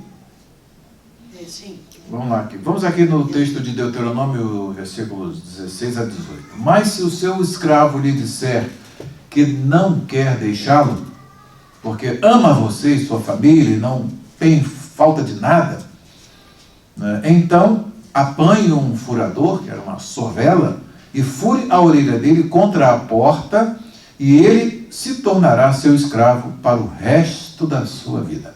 Para o resto da vida. Faça o mesmo com a sua escrava. Como diz aí, tem só um detalhe que eu queria ver aí. Já citei para vocês um dos sentidos de Elohim. Lembra? Eu falei, um dos sentidos de Elohim é juízes. Sim. Então agora eu vou mostrar no texto aí. Texto do versículo, capítulo 21, versículo 5. E se o servo disser, eu amo a meu Senhor e a minha mulher e a meus filhos, e não quero sair livre, então o seu Senhor o fará chegar aos juízes e o fará chegar à porta ou ao umbral da porta, e seu Senhor lhe perfurará a orelha com uma sovela, e ele será seu servo para sempre. Aí está. Exatamente aí, nesse versículo 6, tá? Quando diz aqui que o seu Senhor o levará aos juízes, né?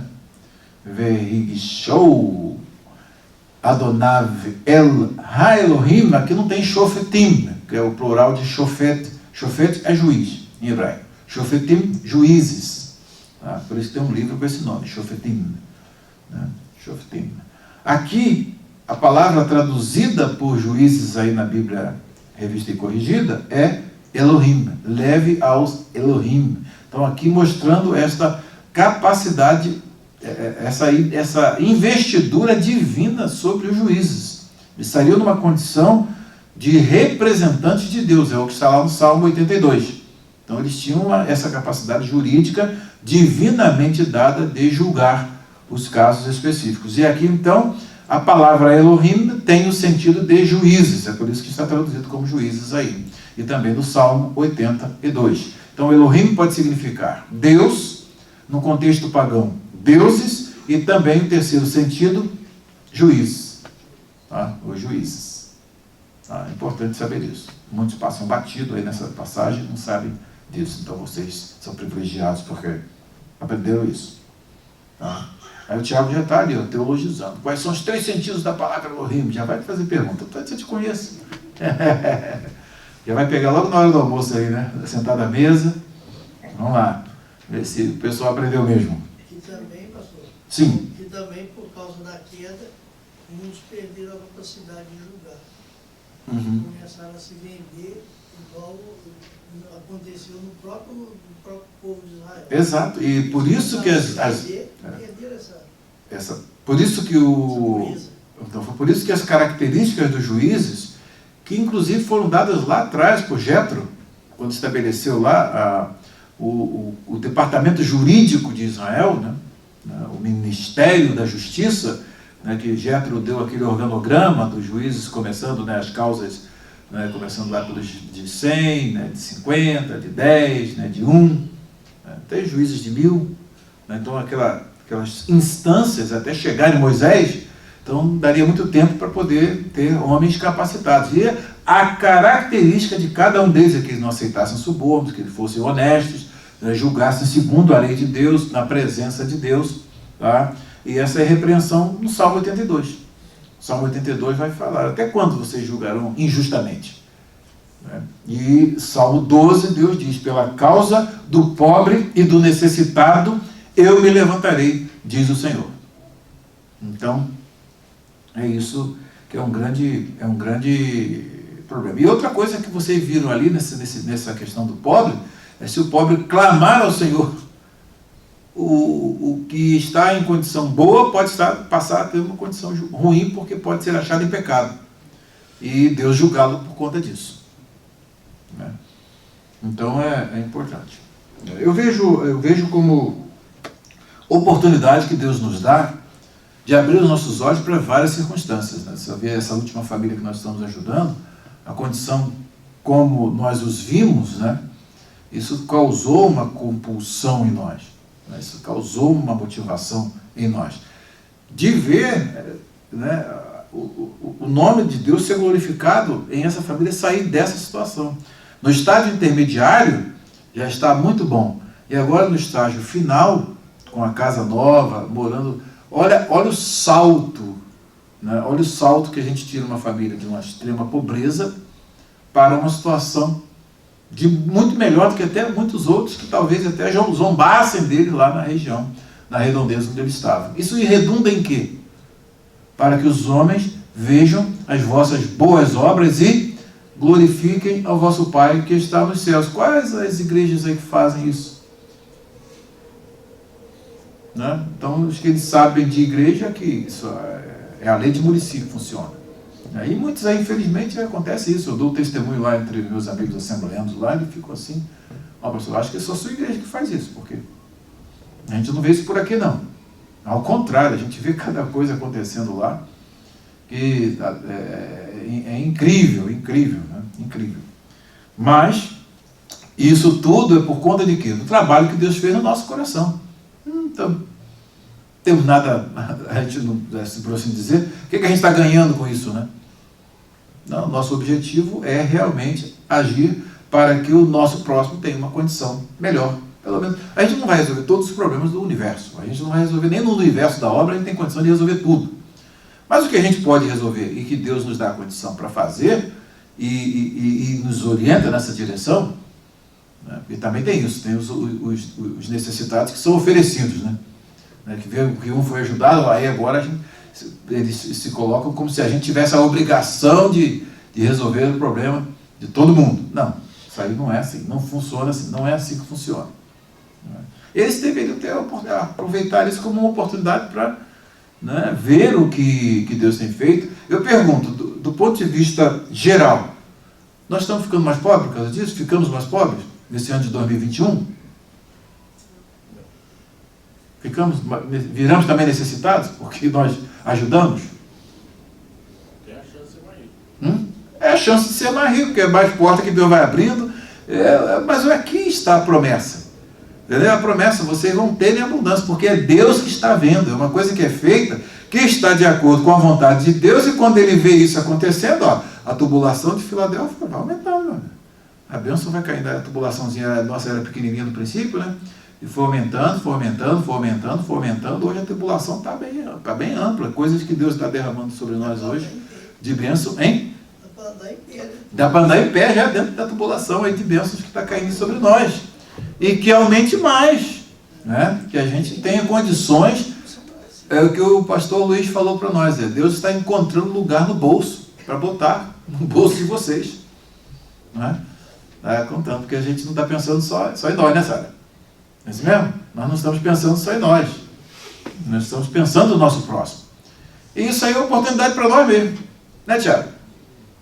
Cada vez mais. Aí daqui a pouco o Rolex chega aí, né? O Tiago está doido para ter o Rolex. Vai chegar a hora. Vamos lá. Então esse ato aqui é um ato muito importante, porque o escravo depois chega naquele ponto, ele se adaptou tanto à família, e há outros detalhes dados aí, vejam aí no texto que nós lemos.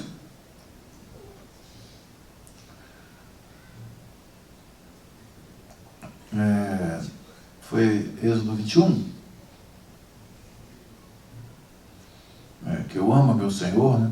Não quero sair forro, não quero sair livre. E também aqui a condição, versículo, vamos ler um pouco antes, né? São estas as leis que você proclamará ao povo. Se você comprar um escravo hebreu, ele o servirá por 6 anos, mas no 7º ano será liberto, sem precisar pagar nada, você sairá forro. Se chegou solteiro, solteiro receberá liberdade. Mas se chegou casado, a sua mulher irá com ele. Mas se chegou casado e sua mulher mas se chegou casado, sua mulher irá com ele. Se o seu senhor lhe tiver dado uma mulher, e esta lhe tiver dado filhos ou filhas, a mulher e os filhos pertencerão ao senhor. Aí amarrou. Né? Somente o homem sairá livre. Aí numa condição dessa, se porém o escravo declarar: eu amo meu senhor, a minha mulher e os meus filhos, e não quero sair livre, e o seu senhor então levará perante os juízes, a Elohim, né, e terá que levá-lo à porta ou à lateral da porta e furar a sua orelha, assim ele será seu escravo por toda a vida. E aí então ele vai viver lá, como se fosse já integrado à família, o resto da vida, com mulher e seus filhos. Então esse detalhe que eu queria apontar aqui. Não é amor ao Senhor, é a família. Uhum. A família. Ninguém gosta do Senhor, tá? Às vezes o Senhor não é tão bom assim nada, né? Mas a questão toda é o vínculo familiar que foi criado. Agora ele tem mulher, tudo bem, se ele tiver só a mulher, isso aí é ele a mulher. Mas agora tem filhos, então já geraria aí uma nova situação. E aí nesse caso ele teria que, não vou optar em sair sozinho e deixar minha mulher e meus filhos aí. Né? Vou ficar aqui. Deixa eu ficar logo aqui. E aí já muda também o status, né? Já vai ser integrado, né, a família ali. Como diz Deuteronômio. Hein? Não é muito justo. Não é muito o quê? Justo? Não.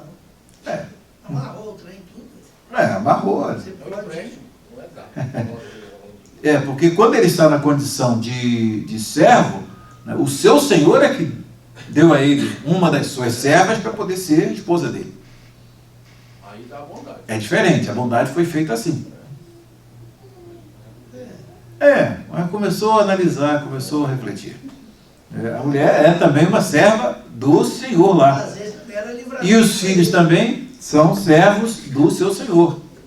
Às vezes era livramento. Nesse contexto específico. Hein? Às vezes também era livramento para ele.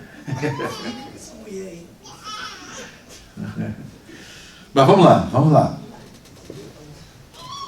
E isso também, da mesma forma, seria feito com a escrava, né? A escrava também teria o mesmo tratamento, o mesmo procedimento. Ok.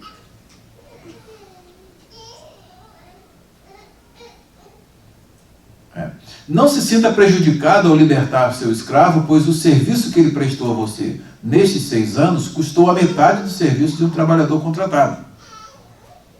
Então, além disso, o Senhor, o seu Deus, o abençoará em tudo que você fizer.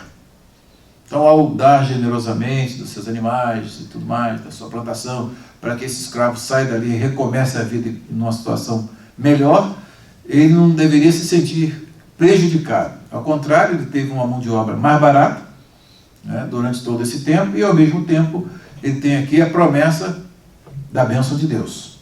O Senhor o abençoará em tudo que você fizer. Então, ou seja, sendo justo, sendo bondoso, sendo generoso, sendo misericordioso, isso tudo redundaria em bênçãos para todos na sociedade. De modo que iria criar uma sociedade bem mais justa em relação àquilo que a gente via que eles passaram no Egito. O Egito era um sistema realmente cruel, onde eles não tinham direitos, só tinham deveres, e Deus então os resgata dali. Agora a coisa aqui mudou, vai ter que funcionar assim. E isso não é o ideal ainda, tá? Isso aí é uma situação intermediária. O Novo Testamento vai, né, mudar totalmente esse quadro aí e ir aperfeiçoando de modo que a gente vê hoje. Como a gente vê hoje. As primeiras crias, vamos lá agora, a 7ª pergunta. O que o Senhor mandou os israelitas fazerem aos primogênitos dos animais, o que não podiam fazer com o primogênito do boi e com o da ovelha? Então, os versículos 19 e 20. Separe para o Senhor, o seu Deus, todo o primeiro macho de todos os seus rebanhos. Não use a primeira cria das suas vacas para trabalhar, nem tosquie a primeira cria das suas ovelhas. todo ano você e a sua família as comerão na presença do Senhor, o seu Deus, no local que ele escolher. Então, vocês observem bem que esses primogênitos eram consagrados ao Senhor e eram levados para serem sacrificados, e ao mesmo tempo eles sacrificavam esse animal e também comiam dele, participavam dele. Toda a família ia para lá com os levitas e participavam e comiam deles. Aí que eu falei que isso aqui é um sanduíche com aquela última parte do texto do capítulo 14. Né? Eles participavam e tinham essa bênção de também, né, usufruir desse benefício que eles faziam aos levitas, e também o sacrifício que era feito a Deus. E diz: todo ano você e sua família comerão na presença do Senhor, o seu Deus, no local que ele escolher. Se o animal tiver defeito, ou for manco, ou cego, ou tiver qualquer defeito, qualquer outro defeito grave, você não poderá sacrificá-lo ao Senhor, o seu Deus. Então, a condição que já foi estabelecida antes, e agora aqui é simplesmente relembrada, é que o animal deveria ser sem mancha, sem mácula, não poderia ser sem defeito, sem manco, não poderia ser manco, nem cego, ou tivesse qualquer outro defeito grave, visível. Ele não poderia ser oferecido como sacrifício. Por conta de quê? Já falamos ao princípio. Ele é o tipo, então o antítipo, que é Cristo, é um cordeiro perfeito, imaculado, sem mácula, nem ruga, nem coisa semelhante. Tá? Ele então é apresentado a Deus como sacrifício pelos nossos pecados. Então, na condição de tipo, esse primogênito das crias, eles tinham que ser imaculados, eles não podiam ter defeitos, eles não podiam ter nenhum aspecto físico, doença ou coisa assim, para poder representar perfeitamente aqueles de quem eles eram os tipos. Né? Ele era o antítipo é o Senhor Jesus, que é o cumprimento do tipo. Tá? Se o animal tiver defeito, for manco ou cego, ou tiver outro defeito grave, você não poderá sacrificá-lo ao Senhor. Mas então o que fazer com esses animais? Que são os primogênitos. Coma-o na cidade onde estiver morando.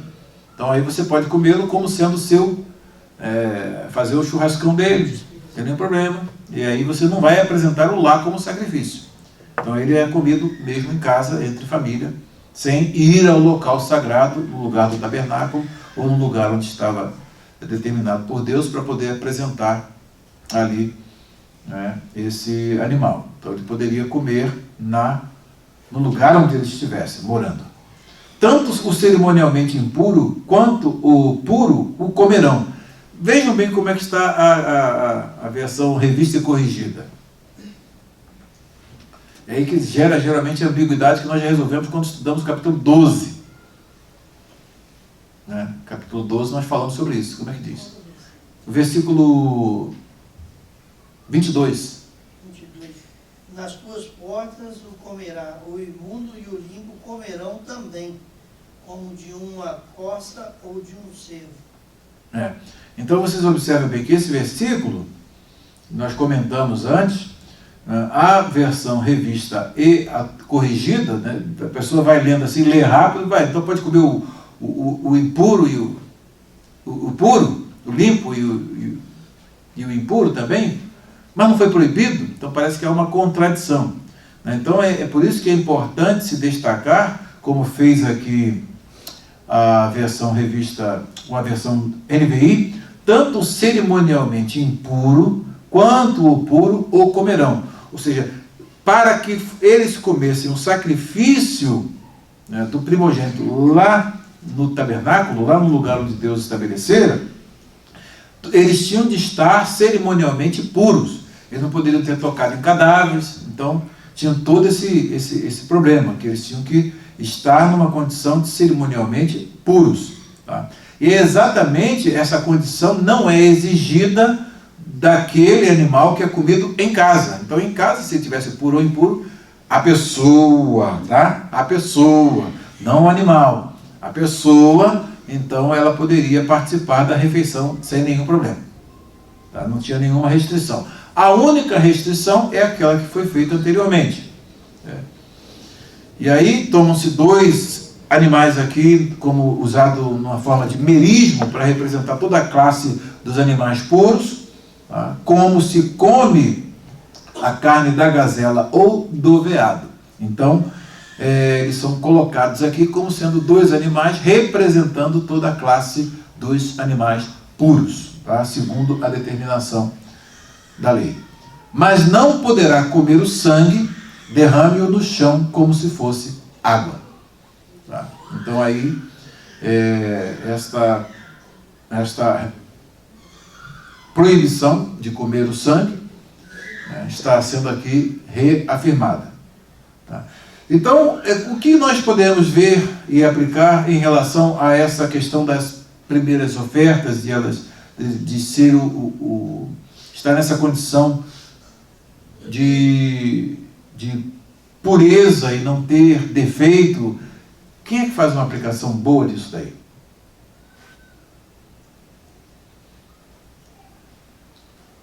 Profeta Malaquias, capítulo 2. O profeta Malaquias faz uma aplicação muito interessante, muito importante disso aí, que nós estamos estudando. E também o óbvio, quando se faz uma apresentação a Deus de algo que está nessa condição, de cego, de manco, de coxo,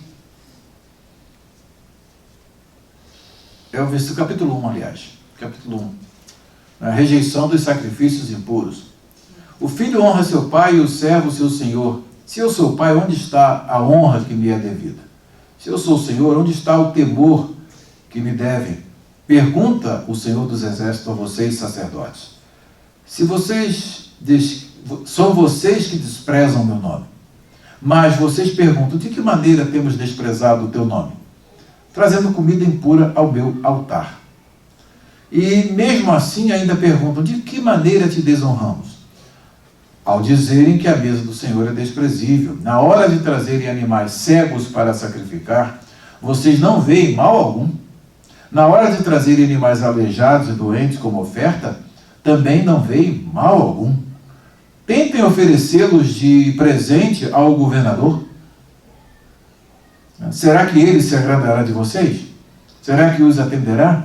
Pergunta o Senhor dos Exércitos.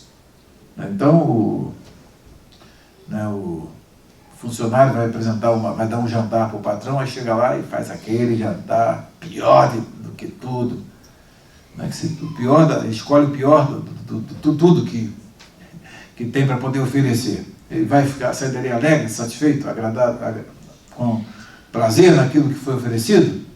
Então ele faz aqui, chama o governador para um grande almoço e manda esse animal aí cego para ele, apresenta para ele aqui, para ver se ele vai ficar satisfeito. Então é uma pergunta retórica, ele vai ficar satisfeito? Claro que não. Mas por que vocês então fazem isso comigo, que sou maior do que o governador?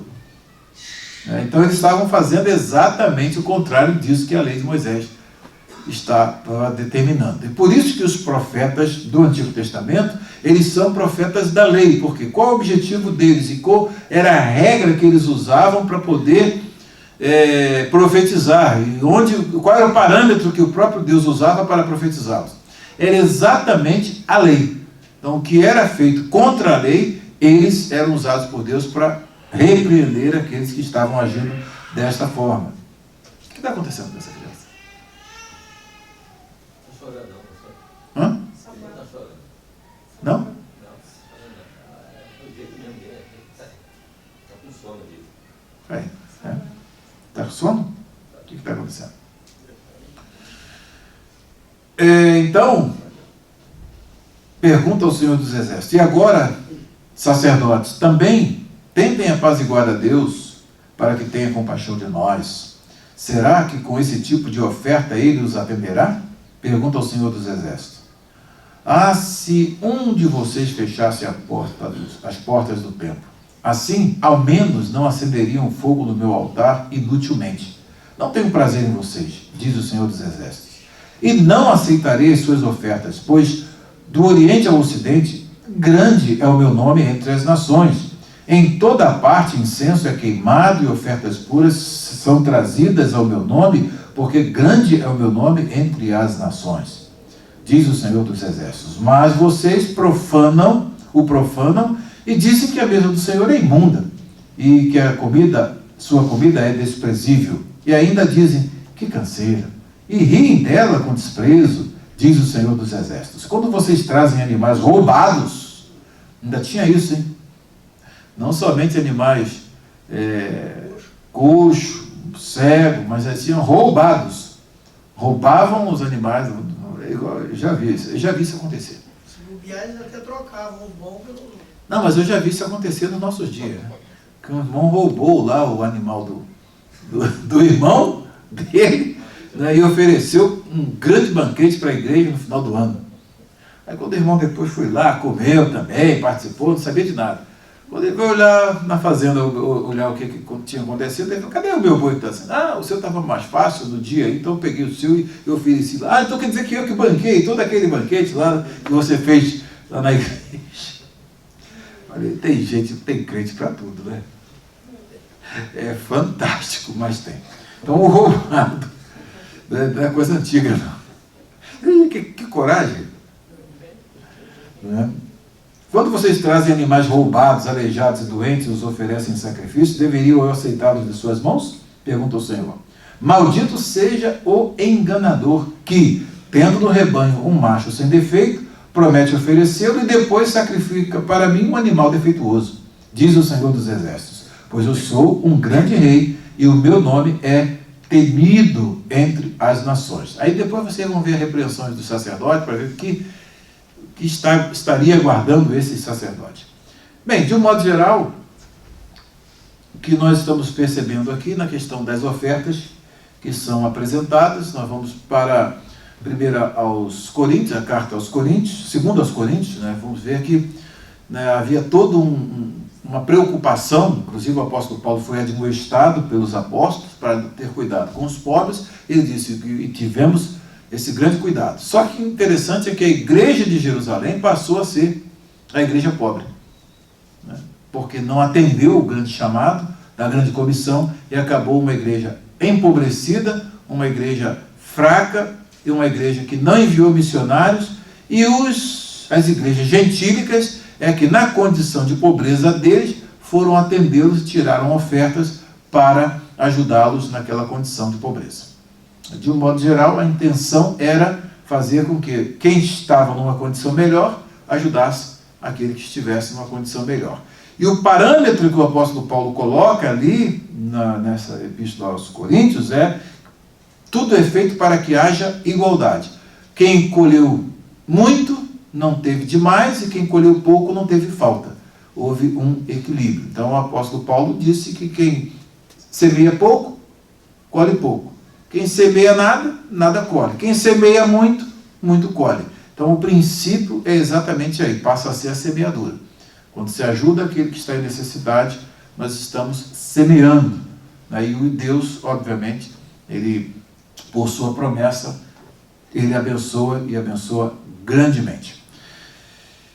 Assim nós estamos terminando o nosso estudo de hoje. Que Deus continue nos abençoando. Foi o último estudo do ano e espero que nós tenhamos um 2022 com muitas lições importantes. Prosseguiremos no estudo de Deuteronômio até chegarmos ao último capítulo. E creio que estamos lendo bem aí o Evangelho segundo Moisés. Muitas instruções para nós que podem ser colocadas em prática no nosso dia a dia. E que o Senhor continue nos abençoando. E vamos ao nosso almoço.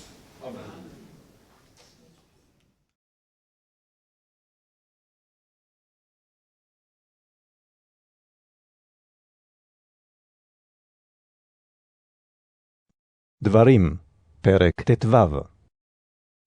מקץ 7 שנים תעשה שמיטה. וזה דבר השמיטה. שמות כל בעל משה ידו אשר ישה ברעהו. לא יגוס את רעהו ואת אחיו. כי קרא שמיטה לאדוני. את הנוכרי תגוס. ואשר יהיה לך את אחיך, תשמט ידיך. 0. כי לא יהיה בך אביון. כי ברך יברכך אדוני בארץ אשר אדוני אלוהיך נותן לך נחלה לרשתה. רק אם שמוע תשמע בקול אדוני אלוהיך, לשמור לעשות את כל המצווה הזאת, אשר אנוכי מצווך היום. כי אדוני אלוהיך ברכך כאשר דיבר לך, והעבטת גויים רבים, ואתה לא תעבוט, ומשלת בגויים רבים, ובך לא ימשולו. כי יהיה בך אביון מאחד אחיך באחד שעריך, בארצך אשר אדוני אלוהיך נותן לך, לא תאמץ את לבבך ולא תקפוץ את ידך מאחיך האביון. כי פתוח תפתח את ידך לו, והעבט תעביתנו די מחסורו אשר יחסר לו. הישמר לך, פן יהיה דבר עם לבבך וליעל, לאמור, קרבה שנת השבע, שנת השמיטה, וראה עינך באחיך האביון ולא תיתן לו, וקרא עליך אל אדוני, והיה בך חטא. נתון תיתן לו, ולא ירא לבבך בתתך לו, כי בגלל הדבר הזה יברכך אדוני אלוהיך בכל מעשיך ובכל משלח ידיך. כי לא יחדל אביון מקרב הארץ. על כן, אנוכי מצווך, לאמור, פתוח תפתח את ידך לאחיך, לענייך ולאביונך בארצך. כי ימכר לך אחיך העברי, או העברייה, ועבדך 6 שנים, ובשנה השביעית תשלחנו חופשי מעמך. וכי תשלחנו חופשי מעמך, לא תשלחנו ריקם. הענק תעניק לו מצונך ומגורנך ומיקבך, אשר ברכך אדוני אלוהיך תיתן לו. וזכרת כי עבד היית בארץ מצרים, ויפדך אדוני אלוהיך. על כן אנוכי מצווך את הדבר הזה היום. והיה כי יאמר אליך, לא אצא מעמך, כי אהבך ואת ביתך, כי טוב לו עמך. ולקחת את המרצע, ונתת ואוזנו ובדלת, והיה לך עבד עולם. ואף לאמתך תעשה כן. לא יקשב בעיניך בשלחך אותו חופשי מעמך, כי משנה שכר שכיר, עבדך 6 שנים. וברכך אדוני אלוהיך בכל אשר תעשה. כל הבכור אשר יוולד בבקרך ובצונך הזכר, תקדיש לאדוני אלוהיך. לא תעבוד בבכור שורך, ולא תגוז בכור צונך. לפני אדוני אלוהיך תאכלנו שנה ושנה, במקום אשר יבחר אדוני, אתה וביתך. וכי יהיה בו מום, פיסח או עיוור, כל מום רע, לא תזבחנו לאדוני אלוהיך. בשעריך תאכלנו, הטמא והטהור יחדיו, כצבי וכאייל. רק את דמו לא תאכל, על הארץ תשפכנו, כמים.